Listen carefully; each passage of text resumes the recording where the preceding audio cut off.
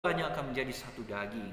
Ayat 17, tetapi siapa yang mengikatkan dirinya pada Tuhan menjadi satu roh dengan Dia. Ayat 18, jauhkanlah dirimu dari percabulan. Setiap dosa yang lain yang dilakukan manusia terjadi di luar dirinya, tetapi orang yang melakukan percabulan berdosa terhadap dirinya. Dengar baik, ayat 19, atau tidak tahukah kamu bahwa tubuhmu adalah bait Roh Kudus yang diam di dalam kamu, Roh Kudus yang kamu peroleh dari Allah, dan bahwa kamu bukan milik kamu sendiri. Ayat 20, sebab kamu telah dibeli dan harganya telah lunas dibayar. Karena itu muliakanlah Allah dengan tubuhmu. Ya, kita harus menjauhkan diri dari segala bentuk percabulan.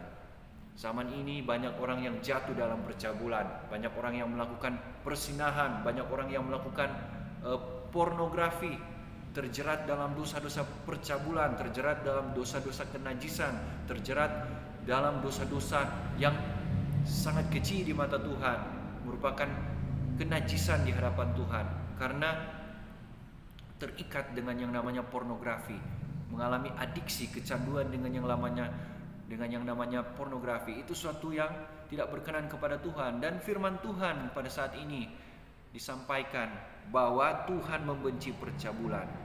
1 Korintus 6 ayat 12, segala sesuatu halal tetapi bukan semuanya berguna. Segala sesuatu halal bagiku tetapi aku tidak membiarkan diriku diperhamba oleh apapun. Jangan biarkan diri kita diperhamba oleh kenajisan. Jangan biarkan diri kita diperhamba oleh dosa. Jangan biarkan diri kita diperhamba oleh hal-hal yang tidak berkenan kepada Tuhan. Jangan biarkan diri kita diperhamba oleh kesenangan-kesenangan sementara yang membawa kita kepada dosa dan berujung kepada maut dan neraka.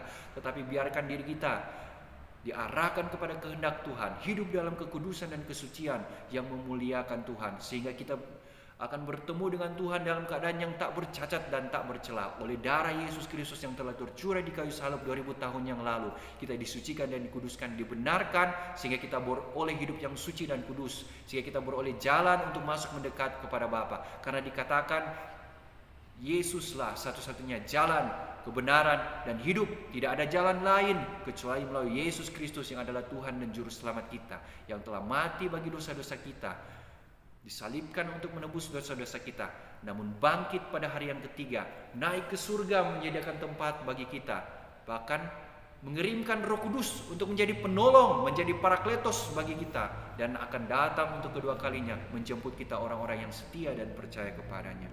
Kembali kepada firman Tuhan ini, ayat 13 dikatakan, makanan adalah untuk perut dan perut untuk makanan, tetapi kedua-duanya